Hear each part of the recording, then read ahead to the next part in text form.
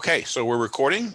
Good afternoon, everybody. My name is Mitch Weisberg, and we're here in a pretty exciting day to present or to let the cohort that has just finished the Flexible Learning Academy present. I think I'd like to do just a quick introduction. And so I'm going to share my screen for a minute and go into present mode. And okay, and it's just loading, right? Nobody sees anything yet, right? It's just black. Yep. Yeah, same here. Maybe what I'll do. Yeah, there it goes. Okay, good. So there's been 4 instructors for the Flexible Learning Academy. Yussi Kayela, who's one of the founders from 3DBear, has been presenting primarily on virtual reality. Susan Sclafani, who's a teacher in Long Island, and Lori Guion, who works for BOCES in upstate New York, have been primarily talking about teaching techniques and augmented reality. And I've been filling in a little bit on 3DBear and kind of background information, backing everybody up. And just to talk a little bit about what 3DBear is, for those of you who don't know, 3DBear is a Finnish company. We've been in existence for about 5 years. And we work with schools and educators to incorporate augmented reality and virtual reality into learning. And we've been recognized by a number of different groups. Education Alliance in Finland has done a study on, on how we teach and the methodologies we use, and certified us as high pedagogical quality. We've been chosen by Common Sense Media, Bill and Melinda Gates organization, Google for Education, Microsoft, and also Apple. And then what the purpose of the 3DBear Virtual Learning Academy to do is to help prepare teachers for a more flexible style that incorporates both remote and face-to-face learning, and to use augmented reality, virtual reality, and say time-tested pedagogy in order to do that. And we integrate with Microsoft Teams or Google Classroom, depending on what the schools want. The idea is that we want to enable teachers to use existing or create custom lesson plans all across the curriculum in all different grades. And we want curriculum that's going to encourage collaboration and communication among students, and using problem-based or inquiry-based learning. And then we developed this academy to partner with NYPTI in order to offer it throughout New York State. So the academy, here's like a sample section that this would be, say, a 5-session academy, where in the introduction we go over, say, a learning framework. What are the expectations? How do you work as a group to brainstorm with your students, and then move on to, say, social emotional learning. Then how to engage students, how to get students involved in their own assessment, and then the final session would be a showcase. What the cohort that you're going to be seeing today did is actually an 8-session academy that incorporated both augmented reality and virtual reality. And so, schools or districts can use a 5-session on augmented reality that's really geared for elementary or secondary schools, using, for STEM, ELA, social emotional learning, across the curriculum. Virtual reality, which is really geared towards CTE, vocation and technology, or combined AR, VR, which is what the cohort today did, which is aimed at, basically across the spectrum: CTE, vocation, technology, upper primary and secondary. And if you are interested in, in something like this for one of your districts, you can contact Carol. You probably all know her email, intercountytc@gmail.com, or you can contact me if you're interested. And so that's basically the intro. Today, we're going to be seeing the works of, I think, 8 different individuals. Normally I do this in alphabetical order, but I've been asked by a couple of people if, to change the order. So we're going to have Brian Meyer, Michael Carl, Juliet Boone, Scott Conroy, Dana Grupper, Michael Lindball, Dennis Wright, and Christina Shirato. And Scott Norris may come, but he wasn't able to present today. So let me stop sharing the screen. And I'll just first open it to questions from you all. Do you have anybody who's attending? Do you have any questions for us before we get started with the actual presentations? Well, then, Brian, are you here? Hold on. Or are you not here? Because Brian had asked to go first. And I wasn't following, but then Michael. So I guess you're on. Okay, great. Thank you very much. And are you a co-host? Did I make you remember to make you a co-host? No, I didn't. Oh, so not yet. then let me do that so you can actually present.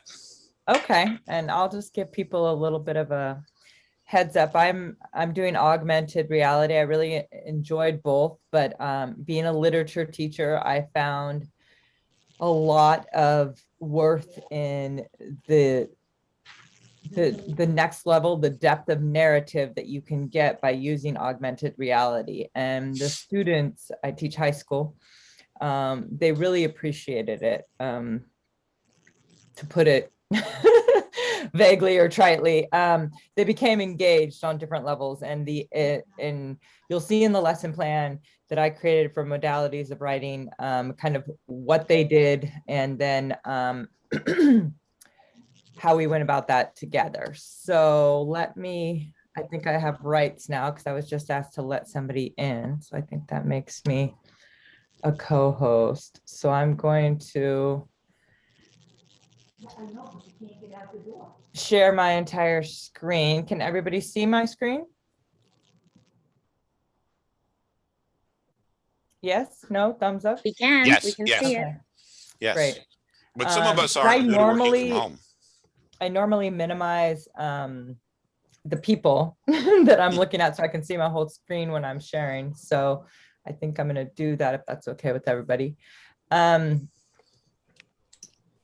I need to move my toolbar so it's not in my way. Okay. So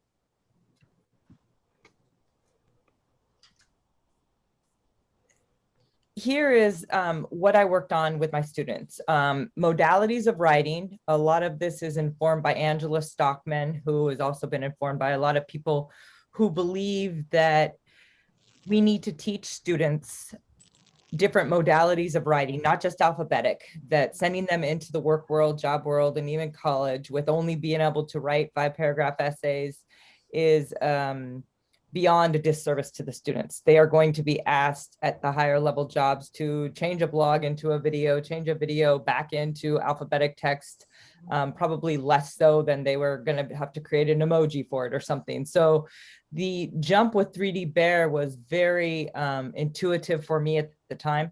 So I wanted my students, as you can read on the screen yourself, I could make this a bit bigger. By the end of the lesson, students will be able to acknowledge the different modalities of writing. They're going to create AR image and video to facilitate discussion on personal narrative. In this exercise, students create images that demonstrate an understanding of the basic tenets of personal narrative, aimed at 9th through 12th grade.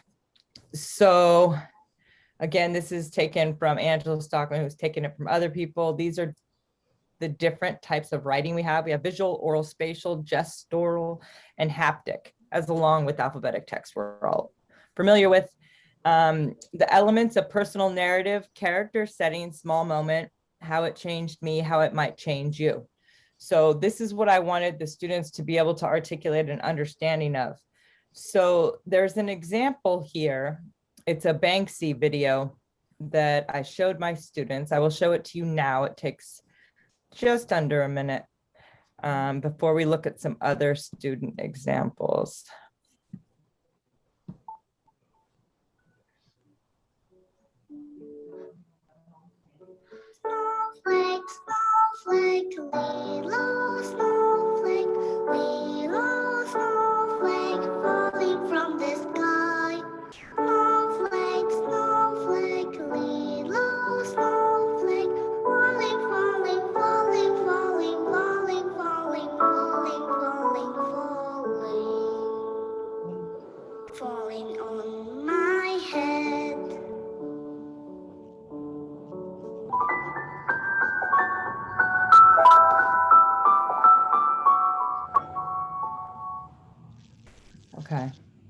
So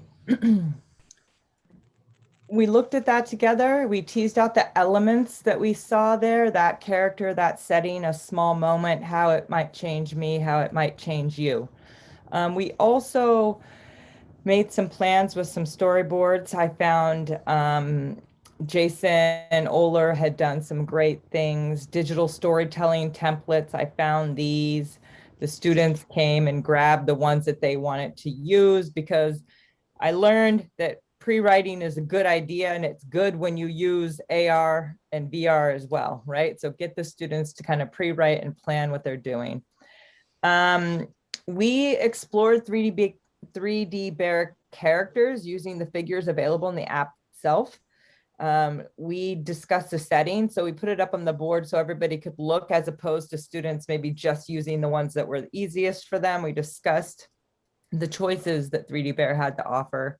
And then we also looked at what some other artists produced. And I think that this was very important. I found a website that had some different things here for the students to kind of look at and say, what does it look like if we place something and we wanted to walk around it? So they're going to be placing images. And here, this student had the ability to walk in right through this. I had some students that worked at doing this, working around these images. There are others. Many of my students created things that allowed them to have a piece of a story and have the lettering come up like this student did. Hello. Hello?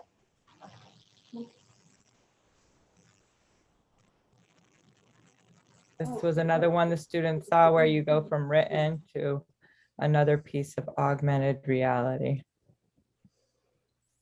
So we went from there to rubrics. The students wanted to decide which areas would be used for their particular project. We found different ones and we crossed out all the components that wouldn't be used. This allowed the students to disagree with each other and also control the final outcome of what would be included.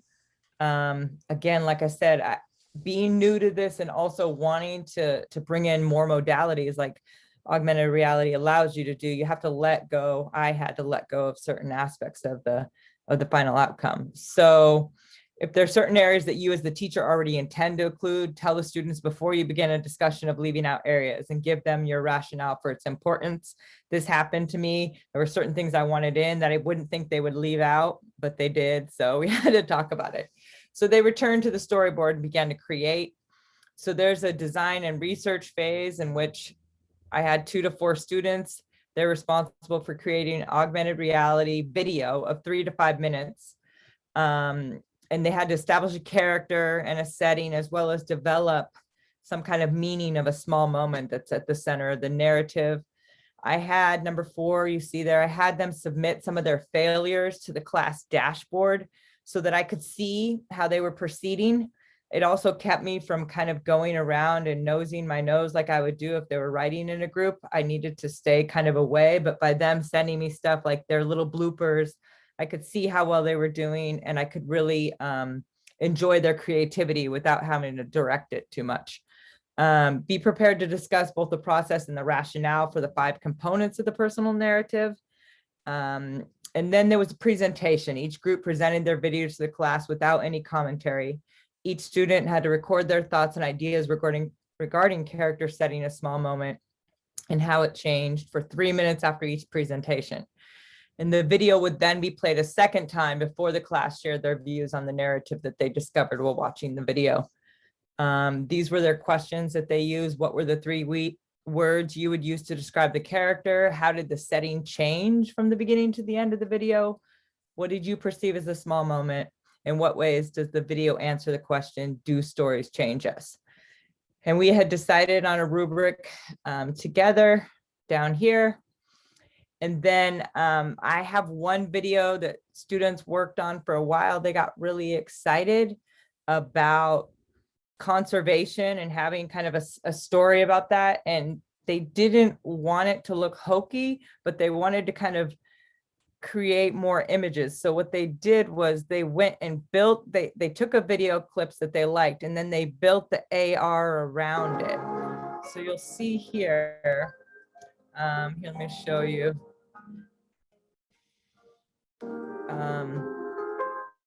So for each part of the conservation, they would go from the video that they were kind of recording with their phones to their attempt to build it using the 3DBear components. So here you see we've got wolves and we've got a bunny, and we're about to go into the part of the video where they actually are chasing this bunny down the prairie itself. There's another segment here after it finishes.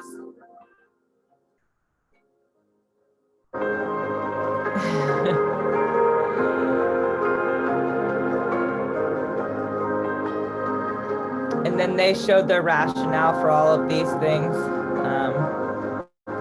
They even had some alligators, I believe, at the end that were doing another part of it. So I don't want to bore you too much with that, but that was the lesson that I created and what we did with it in our high school literature class. So to me, that just looks like the kids must have had a blast. I don't know. I would have had a blast doing it. They did. They certainly did. There's no doubt about that. They were engaged at another level, and I think if the hardest thing that you have is the grading, then you've got a successful lesson, right? If the hardest thing is trying to figure out how to be subjective, but the kids were, they really went back to those questions we had initially asked, and the whole thing of stories changing us, and when the stories they were coming up with, the kids were very, they're very open, more open than they've ever been about other writing assignments I've had. So would you mind, I don't know if you can give rights, but would you mind sharing that on the chat? So if anybody watching wanted to use that lesson, they could use it also. Would that be okay? Of course, I'd be happy to. I'll put it right in the chat. I thought it was great. Thank you. Yossi, any comments? I really like, Michael, what you've done, and great uses for augmented reality in digital storytelling. I think it's a great use case for that, as it kind of helps with creativity. I've noticed that there are different ways to learn. Some people work by, saying things. Some people learn by doing things, and this kind of a creation in 3D is one way that enables creativity in people. I don't know, Stan might call it also some cases humble failure, but this is indeed what our solution is very good for. I'm really glad you found it useful. Or noble failure. Right. I have one other I just put in the chat too, the individualistic versus collectivist societies. I got AR involved, and I had the best discussion I've ever had in my Asian literature class because the students really cared about it. So it was excellent. I put them both in there. Thank you. Thank you. Does anybody else want to comment? Does anybody else have something they want to, or questions? Because I thought this was great. Well, then fabulous, and thanks for sharing, Michael. And what age group do you have? 9th through 12th. Fabulous. Thank you so much for sharing. Well, and Juliet, you just popped up, and you're actually the next person. Oh my goodness, I should have kept quiet, huh? Okay, I'm going to share my screen. And I think Juliet is using virtual reality instead of augmented reality. I'm using virtual. And just a little bit of context. My students are cognitively disabled students in a public high school, ranging from 9th through 12th grade. So the level of our work is quite different. And I am a real beginner at this. And so my work will reflect that. I'm not presenting a formal lesson plan. I'm showing you what the students see. This is not their classroom, just for privacy. I've put it in our little mock classroom, but oh dear, where did it go? South Africa. We've been studying South Africa, and for whatever reason, I'm not seeing the post I'm looking for. But we've been studying South Africa. Our students have been learning a dance from South Africa. And so we've been doing a lot of background work. And I'll come back and perhaps I'll just quickly open up the post here in another classroom, just so that I can provide some context. So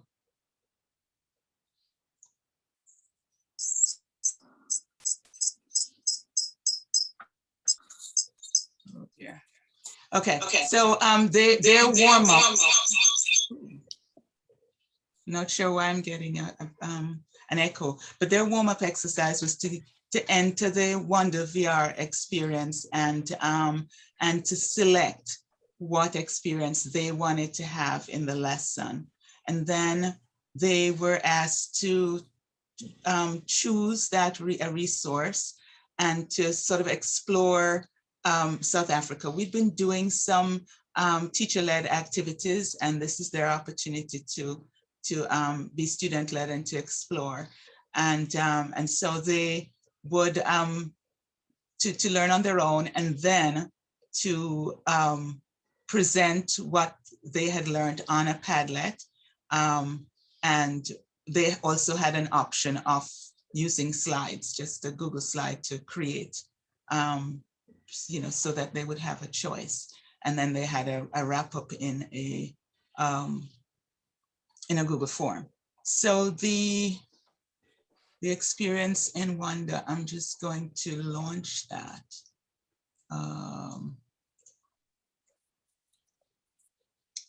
This is what they were presented with. And just sort of to make it easy for them, they were asked to look for the arrows and to follow the arrows.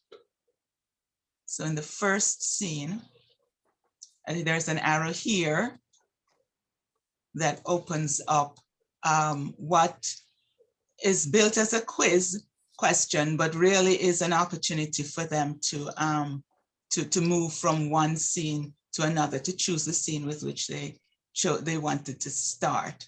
So some students were able to go into an interactive map that was embedded in a Padlet, and then I pinned some photos here. They had the opportunity to open that up and then to explore the photos, go back to the Padlet and pin the location of a scene that they found fascinating. They were given instructions to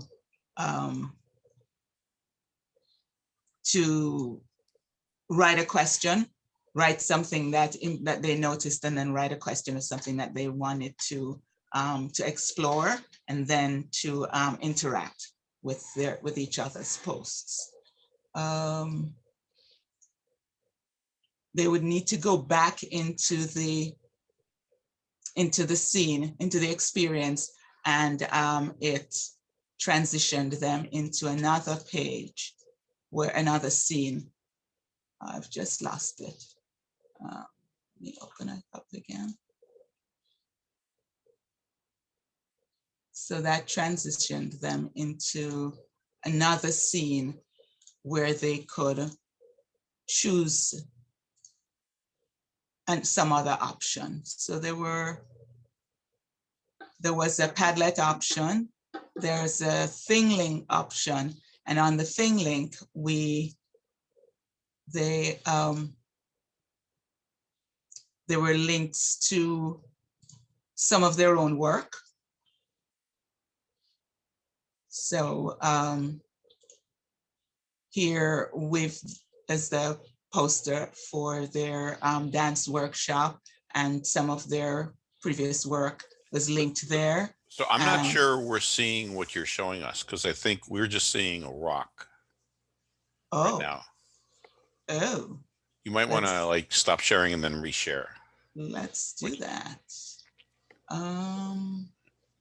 Let's do Although that. it's a great rock.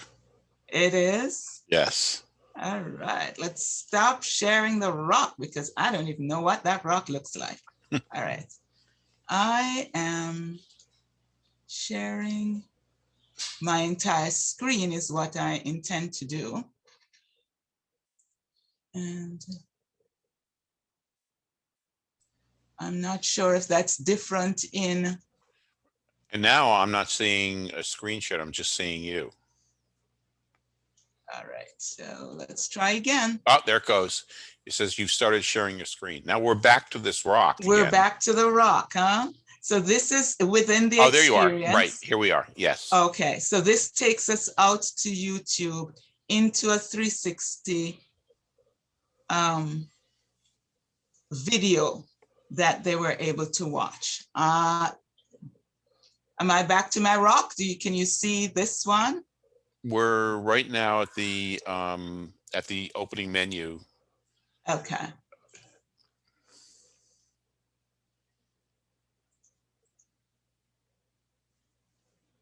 So we're launching again. So I'm thinking that what you've done is you've allowed the kids to really experience different aspects of South Africa, given the fact that, you know, we'll probably, you know, in the next year or two, they're probably not going to have an opportunity to go there, right? They've had that opportunity, and they have an opportunity to document their experiences and discuss it with each other, and to go in and out of the virtual experience, to experience through 360 videos as well as 360 photos. So they're able to move from one scene to the other and back again. So I will stop sharing my screen. I think I just say that my students were really engaged, that I have some students who were apathetic in the remote setting, because I was saying earlier that we've been going back and forth from remote to live whenever there's a case. And so some students really need to be in school. Some of my students really need to be in school, and being in the virtual space is hard for them, but this really engaged them. They had choice, and they were able to you know, work with the modality that suited them. Thank you. one of the things that I like that you built in is that whereas the way you would like the students to be able to use this is they clicked on the next thing to go to, but a number of the students, you were concerned that they wouldn't actually click. And so it timed out, and after, I don't know, maybe 30 seconds, it would automatically take them to one of the experiences. So they wouldn't be just stuck staring at a screen. It would bring them right into the, you know, one of the experiences that you wanted to let them try out. It did that, and that was a great choice. We were able to, you know, use breakout rooms so that there was an adult with whom they could have discourse. But again, you know, you're saying click the arrow, and they might just not be, you know, their screen might be frozen, it might be a little slow, the internet's buggy. So yes, the transitions in the platform helped with that. Mm-hmm. No, I thought it was really interesting. I don't know, Yussi, do you have comments? Yes, I enjoyed the usage of the lesson to be able to get to places where you wouldn't otherwise have access to. And I think that's a very good use of virtual reality. The big difference I see is that augmented reality is tool for creating and creativity, and VR enables you to do things or go to places where you otherwise couldn't. So well done. Thanks. And other people, any questions for Juliet? I have a comment. I'm Julianne Ross Kleiman. I've worked with Juliet before, and Well, that's a privilege. it truly is. If she could really express her class so that you could truly understand the wonderful experiences she's offering for her students, it's so enriching, and she will go to any length to find things that are engaging for them and to help them learn. So I just think this is so exciting. And that she's not going to let anything like, something where we might say augmented reality, that's out of the reach of some students. She really bridges that divide for all students and make sure that they're exposed to all types of opportunities. So I just had to say that. I'm sorry. Juliet, I didn't mean to put you out there, but. Thank you. No, and it really is cool the way, what's cruel the way so many people say, well, this person doesn't have this ability, they can't do this. And basically what you've done is you've given people who other people might say, oh, they could never do this. And you've given them a great experience and given them control over their learning environment. I think that's what we all want to do.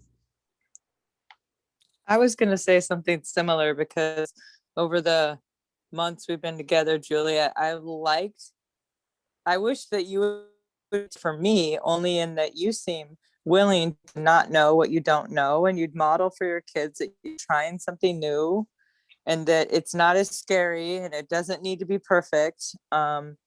And those are awesome things that I don't think that we always get in school. We get like the rubric and we get the check off right. But I've always thought you have such a tremendous attitude, and I could see it in your presentation that the kids would have had fun with you and they would have known that this was not your forte, but you're willing to try it just to give them a new experience.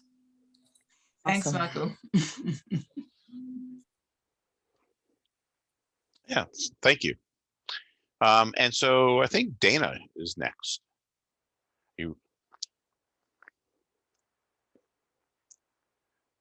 So you're muted right now. Yes. There you go. Sorry. There you go. No. Okay. So let me get it open.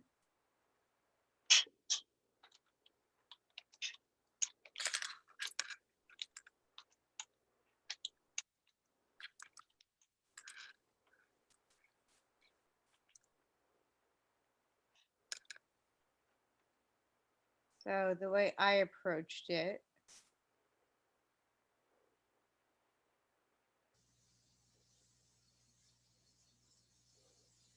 was I did mine like a virtual classroom.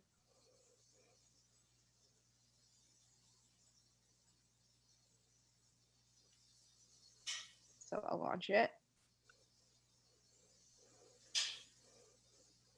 And this would be for an asynchronous day with students. So I put it in a kitchen because I felt like, the students are at home. And then they would select their activity. And when they had finished all the activities is really when they click each activity, they'll come back and get 100%. So when I click in ELA, they'll know that they have 2 activities in each space. So they have a Nearpod and activity. So this will take them to a Nearpod assignment. So I'm doing a little app slam. I'm bringing in multiple apps.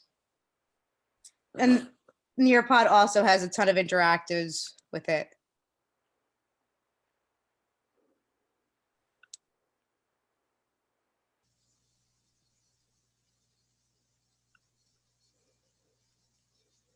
So this is the pronouns one.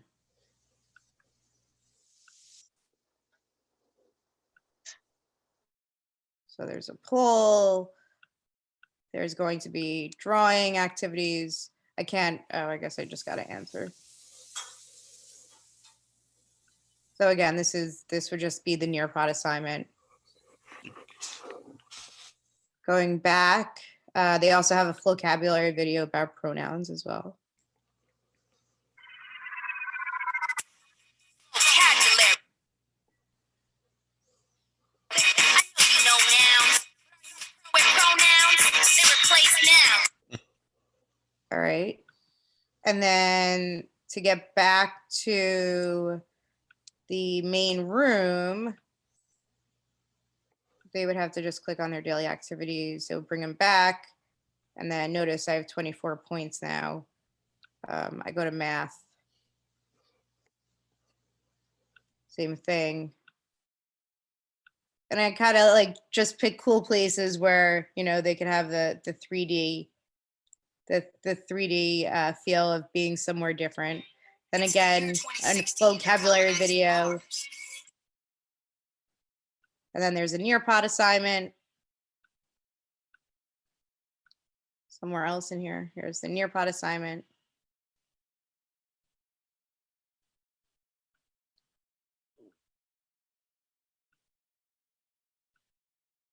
So essentially that's it for all of the spaces. So just a virtual classroom of sorts. And have you tried it out on the students yet? I haven't, because my role in school is tech integration, and it's hard to implement a new tool that they're not going to have access to really outside of me at this point, just because of what is going on in schools right now. Mm-hmm. So unfortunately I have not, but it was fun to be able to create with it for sure. And I guess the idea of using virtual reality as the control center, that it doesn't kind of force them to do, you know, one thing that the teacher has kind of ordered them to do, and then the next thing that they have to do. It gives the kids more choice, and then there's the cool factor that it's all in virtual reality. You just give it like a touch of engagement. At one point, just putting something on the computer made it engaging, and now we're past that. So at this point now, like, well, what bells and whistles can you add to a simple assignment? Well, you know, we have curriculum associated with Nearpod that's easily accessible for teachers, and they're great resources for students. There's, like I said, YouTube is definitely a great resource for students. So why not use it in that type of method? Yeah, it's interesting. Yossi, thoughts? Making a virtual classroom where you can integrate a lot of different assignments is a fun thing to do and useful in many ways. To be able to incorporate some of that virtual learning is very well thought.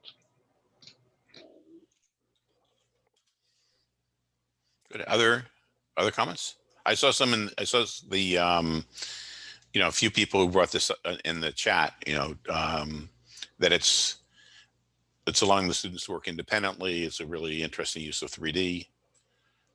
Any other thoughts from people?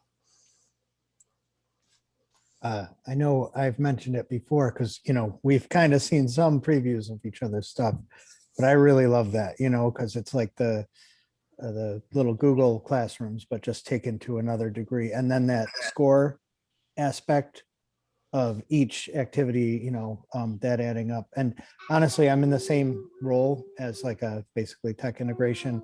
So I'm in the same boat that I didn't actually get to use the lessons with the kids yet, but just building it and thinking about, you know, how that can be used in the future. And when you get back closer to normal, having the teachers use that would be really, really cool. I love it. Yeah, I thought it was great too. Thanks. Any questions for Dana? I think teachers like to be shown rather than taught and told. And so if you have something set up like this, It's so much, especially if you're prepared to, to share it as a sort of template. It's so much easier for teachers to grab it and go than to sit in a PD and be, taught step by step and just be overwhelmed with another thing that I can't learn. So I think it's fabulous, Dana. And I like the, that it's very clear, it's very simple. Any student can go and click and feel empowered. I really like it. I appreciate that. Thank you. Yeah, just being able to share something like this to show teachers an outcome, a feasible outcome that really is not, it's innovative and creative, but also not, it's not going to make you sit and stress out. And it's something that you can continue to use week after week as well. So it's also nice to have the ability to recycle and just change out the links. Yeah. Great. Yeah, I think great work. Thank you. Thank you. Michael Lindbaum. You're next. So- Did I remember to give you rights? I think so, yes. I have the share screen thing. Although I will preface this with my district, we use Teams. So this whole Zoom thing, I hope I do it correctly. So bear with me. Well, if you But, don't, we're going to laugh at you. Well, that's cool. I can live with that. I mean, worse things have happened. But let's see. Let's see. Share screen.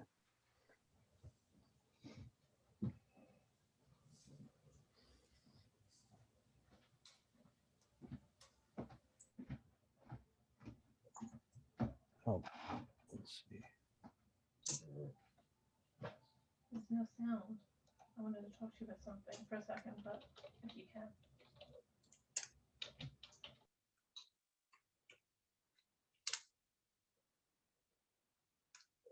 Actually, I just got a Mac not that long ago, and I don't think I told it that I wanted to let Zoom have access to it. So give me a second. I'm sorry about that.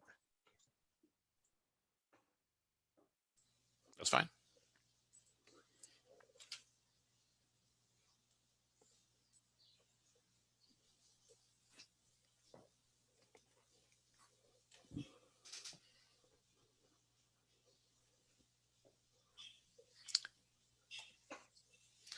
Yeah, I'll be in your boat in a week or so. In the end of November, I ordered a new computer, and I just got notified that it's shipped out today. Yep. It's like, Here we go. I believe this should work. Do you see my yes. presentation? Yes. Yep. All right. So this is VR. And basically I was trying to incorporate 3D video and some other stuff that I know Mitch was talking about, but oh, you know what? I don't know if I shared audio. That's just basically me saying something about we can explore geography together. And I've got my picture, and the background here is a 3D photo, and got my geography map, and then my intro, and then you just click into here and it's going to show Yosemite. And I don't know, I guess I didn't share sound, right? Because you probably can't hear anything, but you can hear the water, and you can go, oops, I accidentally hit onto the next one already.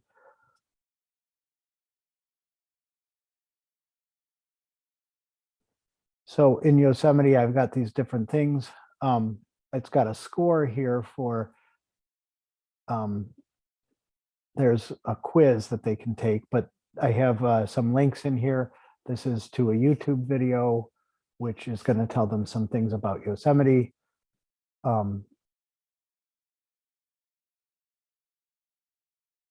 And I've got a link to Google Earth to show them where Yosemite is, where they can go in here, and they could go and they could make it look 3D, and they could go and fly around. I mean, I'm sure you probably seen Google Earth, but it's pretty neat. And I thought if they were doing geography, now I will admit that I made this project based on the 3D video that I could find that I could get for free. So that's why it became a geography lesson. So honestly, it was the content I was able to get my hands on that sort of drove the content of what I have. But definitely as I went through it, I'm like, oh, the kids would think this is pretty cool. And then there's just a question they could ask and they could answer to see how many points they get. So they could say, well, where's Yosemite? And if they got it right, it's going to say correct. And once they're done, it says, all done, let's explore Venice Beach. I found a video of 3D video of Venice Beach. And they can go around in here and there's some 4K footage on YouTube of Venice Beach, and they can see people hanging out and having a good time over in Venice Beach. Where's Dr. Feelgood? And then where is Venice Beach? And you can just keep going. Now, if they pick the wrong one, okay, Italy, not so much. They can go through here, take another Google Earth look. And I kind of repeated this process of taking these 3D videos of places in the world and they could get their score. So I didn't score any more points. And I have it set so there's 4 questions, I think it was, and I made it so they can get one wrong. So if they, now we're in Thailand and we can go through here and we can watch this dude practice his martial arts, whatever. These are just 3D videos that I was able to grab off the internet. And what's the capital of Thailand? Bangkok. Then that's going to increase the score. And once they're done, all done exploring, let's check out London. And they can go around here and see all these people in London. And there's a London travel video that I built in there, another YouTube thing telling them about London. Their scores up at the top of the screen. What's this famous London River? Okay, they can pick the correct answer, and that should give them the 30 points that they need to pass their quiz. And then they end up in here, which is up in the clouds. And in here, actually, if they got 30, it should have put a little pop-up that said that they passed. I don't think I saw that pop up, but then there's me saying, basically, it's really me. I just recorded a video saying, and you could take this type of technology and have the kids present, because I'm ultimately thinking about this would be awesome to have the kids build their own if they can find 3D video to present their knowledge of whatever they're doing. So that's pretty much it. And just a lot of embeds of video and different stuff like that. And really with the thought of how would the kids be able to do this themselves. Yeah, I think the idea of letting kids really explore without having, constraining them. And, that's just a concept that can be used pretty much in most topics, in English and social studies, language learning, that, they can explore different cities, they can explore different areas, they can explore different time periods, as long as you could find the videos. And then the next step is, after they've done a few explorations that you or the teachers have set up for them, you brought up the idea of having the kids be able to do this. I think that the kids will learn this even faster than you did. They picked this up really, really rapidly. I thought that was really cool. Thank you. Thank you. Yossi, your thoughts?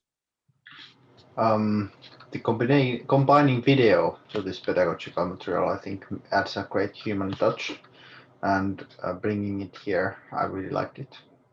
Thank you. And other comments? It was, I don't know, I think that a kid would really engage with being able to go around London and see a few things in London, be able to move around within the video, and then from the information that they pick up by walking around, to be able to, keep track of their score, to be able to go back if they got something wrong and try it again. It really encourages the kids to learn deeply and to develop mastery, I thought. I would say it was like, My, it was seamless. You know, it just, everything worked out well. So I really do think, like everyone else is saying, that the kids would enjoy it. Thank you.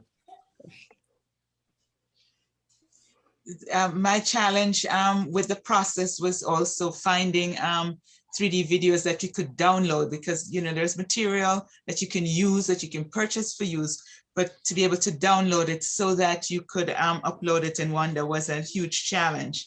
So the idea of letting the kids find what they're interested in, I think is probably less challenging than to find something that fits into the curriculum. But I wasn't able to embed any videos because I couldn't find any that sort of fit in my little box. Yeah. But so I really enjoyed seeing how you did that, how the video, the 3D video. And like I said, in it was very much, those are the ones I could get. Yeah. And then that drove the lesson. I did find I found a bunch of videos of people protesting, like Black Lives Matter. And I thought about going in that direction. So I actually may go back in and build that one too, because I don't know who, but it seemed like a lot of it was in England. People took 3D video of people protesting, which was kind of cool. But so yeah, I mean, I think as more maybe of this 3D video is available and more people put it like Creative Commons or whatever, then it really will become easier to, do this kind of thing. But yeah, it was actually fun though, like going through and trying to find things that go together. And then, like I said, and then I like building in the Google Earth thing, because I think that kind of like, together. thank you.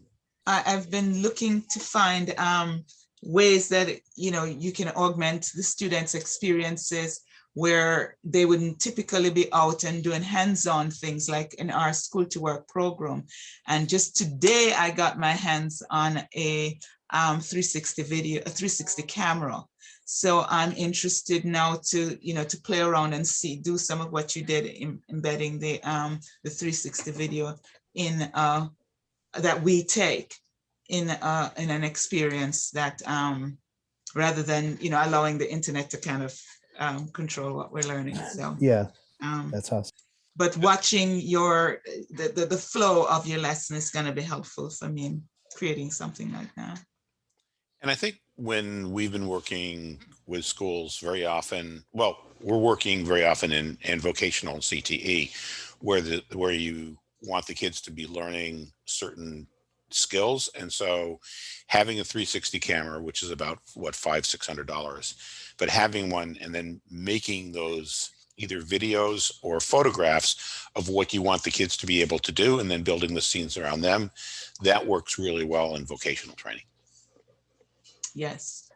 And also, actually, I should say, it also works very well in SEL, because you can create custom scenes in social emotional learning as well, where where you build an interaction and you give the kids a choice. Would you do this, or would you do that, or would you do that? And depending on what choice they take, it goes to one 3D scene, a 360 scene, or a different 360 scene with different results.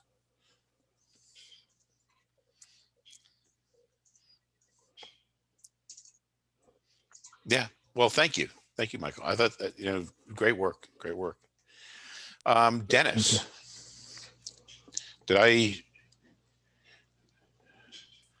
Hello. how are you? Good. How you doing? Good. Good. All right. Let's see. I'm just gonna share my screen here.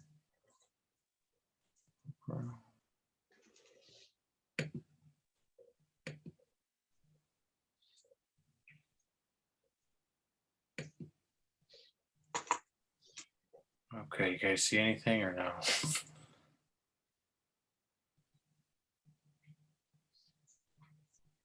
Sorry, not yet. Okay.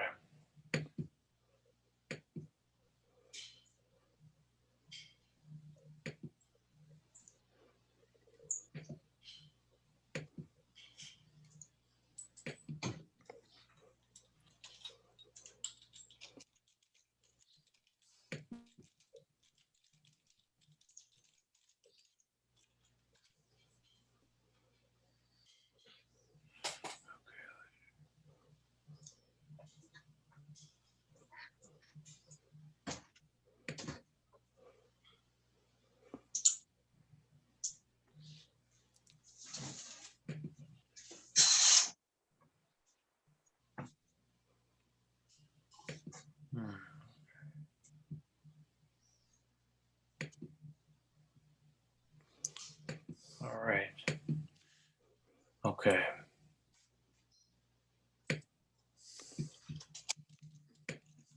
All right, so what you're looking at is the VR experience, and as most of you have seen before, I was working with a street artist named Swoon that had an exhibit in Buffalo during the winter here.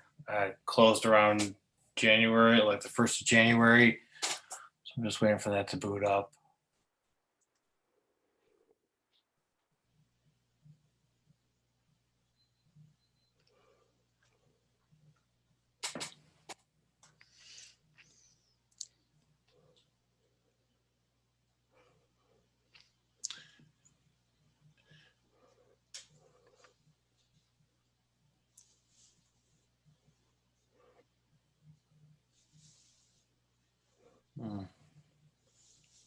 Hmm. Uh, So, would you mind, Yeah. because Christina had mentioned that Go she for might it. have to leave. Sure So thing. could we quickly, I mean, maybe you try out a few things, but could you Sure. stop sharing and let Christina? There you go. Christina, Sorry. no. It's my fault. Anyhow, thank you. Okay, let me see if are you seeing my screen? Yes. Yes. Yes. I teach first grade, so I did this twofold. I did something similar with my students a couple of weeks ago, where we were doing a unit on animals and their adaptations, and what they went on virtual field trips. The only thing is the live cameras only go from 10 to 4, so we would have to be during those times. So I put them across the world as to where they are. So Can everybody else hear? I can't hear. I can hear. Yeah. Yeah, I can hear. her. Michael, maybe if you leave and come back, sometimes that helps. do you want me to keep going or you want me to wait? I Please got keep it going. now. I don't Got it, know. okay. Yeah, I'm sorry. That's okay. So I set up the places around the world where these animals are, and the kids, I gave specific directions on the previous slide. Set your timer for 3 minutes, observe whatever the animal is doing. When the timer goes off, write down what you saw and what part of their body keeps them safe. So since I teach first graders, it's physically impossible for them to type at this age right now. So I would have a little science notebook, if you want to say, where they would write down what they saw. So I'm trying to think which animals worked this today. So it's just linked up to a YouTube video of live webcam. So they would just set a timer on their iPad for 3 minutes, and here's a live webcam of what penguins are doing. And the kids, when we did this with the Bronx Zoo ones, they were just fascinated by seeing the animals there. And we got to see the seals did a show, and we got to see that. So just the thought of them seeing and then thinking about what part of their body keeps them safe. When you go on, you'll go on to the other part of the world and then where the animals live. So you have the pandas, and I believe I went down to like Australia area, gorillas, and then the tropical reef. And that is it So for me. the kids must have really loved that. Yeah, they did, because one, we can't go on field trips this year, and they're seeing animals that they've never seen before. And they probably wouldn't be able to go to Africa anyhow, right? Exactly.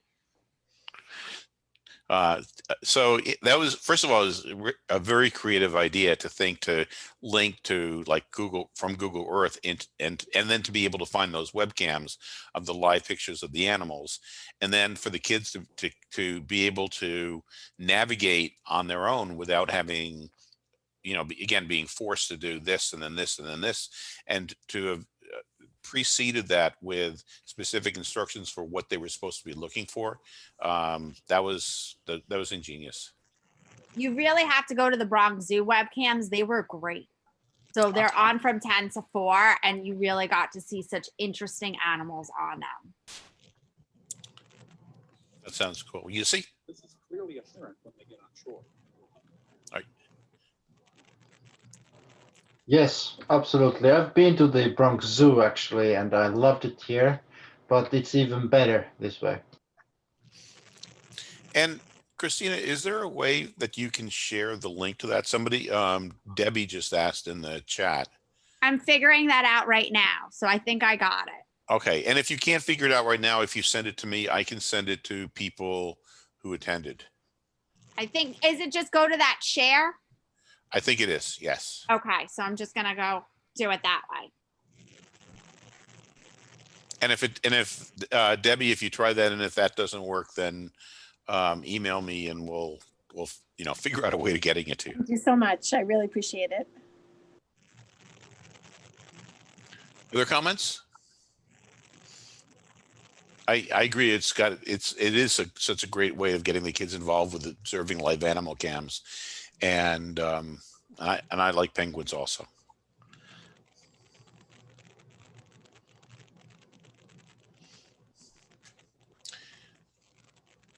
So thank you.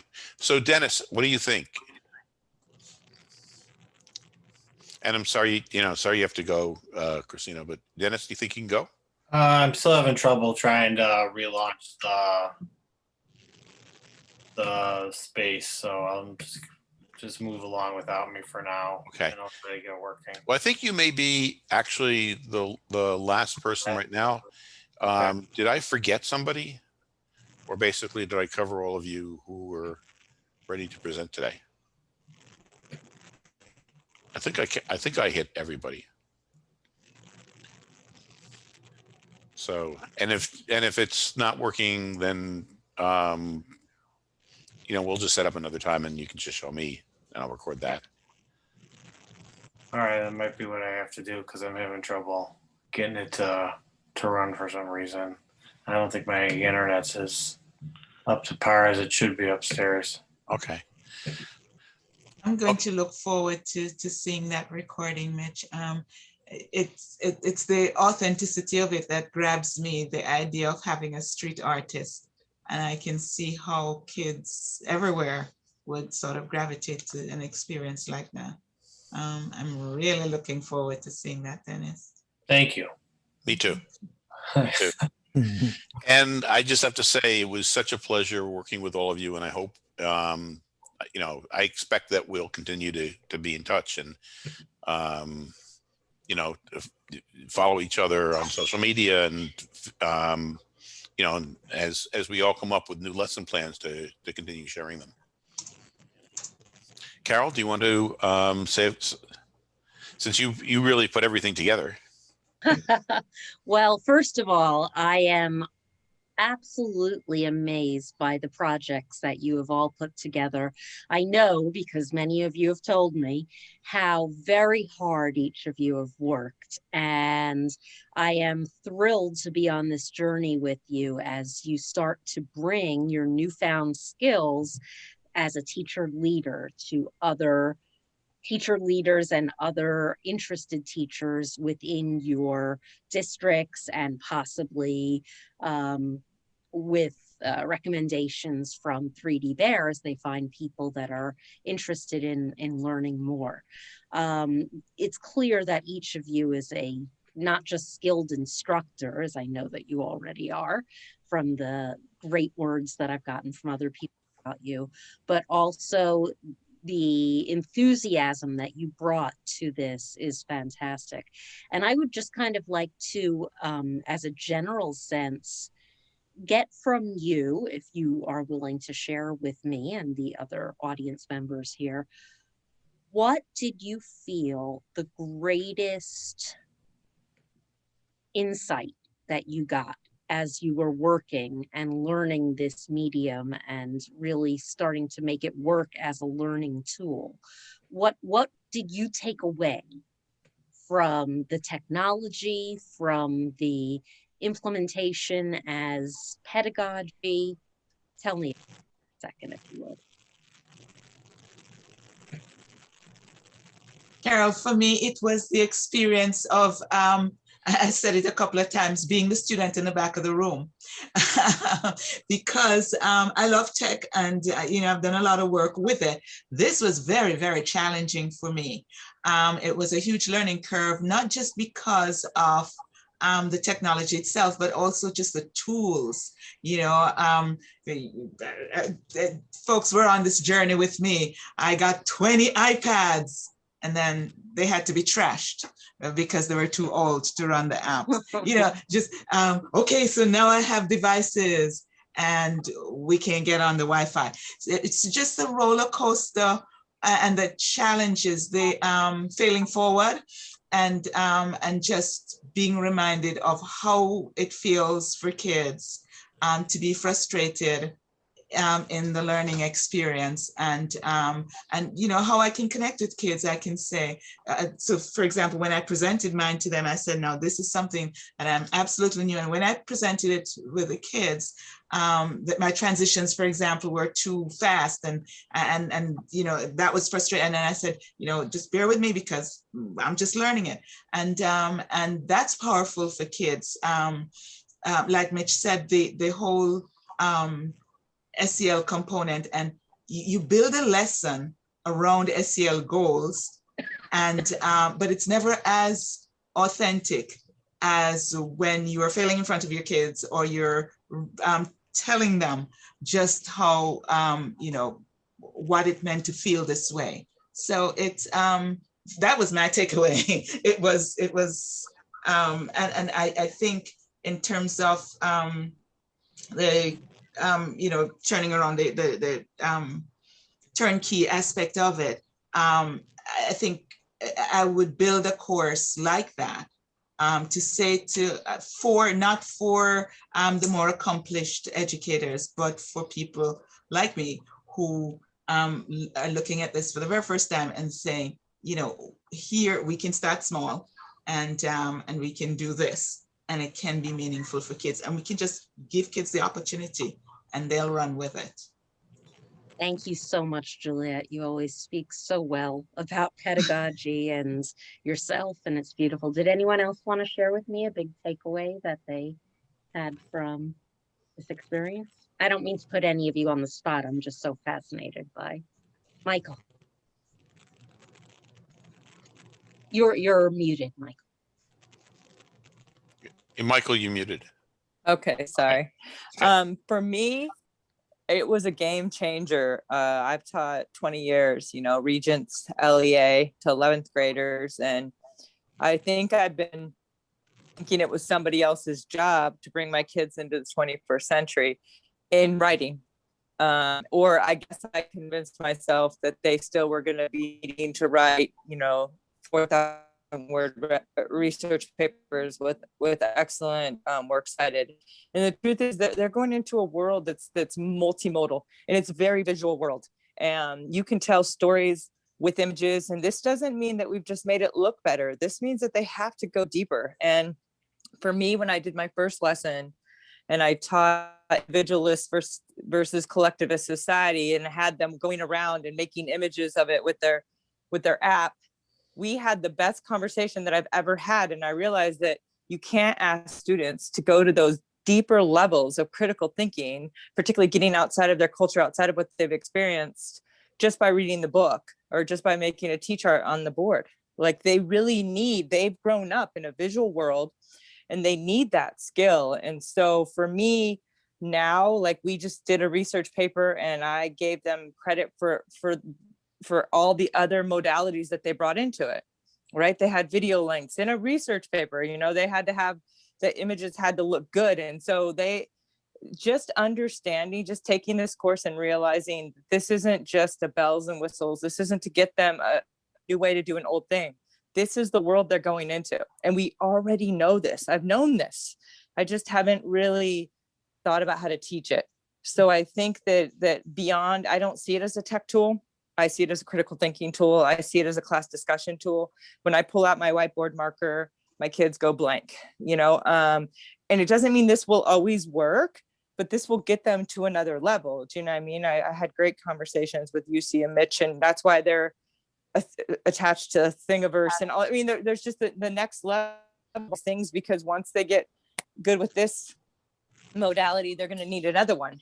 And music that goes along with these things, adding stuff. So it's really, for me, I feel like I'm getting my students, it's pervaded everything. Like I said, I didn't use the app research paper, but we're still talking about the modalities, and it finally makes sense. So for me, it was beyond something else I could do. It just made me realize that this is the universe that my students are going to need to get jobs in.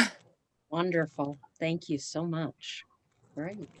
I'm impressed by every single one of you. Thank you so much for participating in this. It's not easy to be an early adopter, but you've all done us proud. Yeah. Thank you. Thank you all for participating.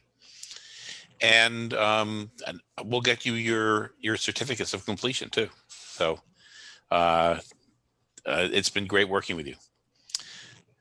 So any other final comments? Then everybody enjoy your evening. Thank you again, and hope to see you all soon. Thank you. Thank Dennis, you, Mitch. could I Thank you, UC. Thanks, colleagues. Okay. Appreciate Thank you. you. That was Everybody. wonderful. Thank you so much. Thank you for coming, everybody. Bye. Thank you.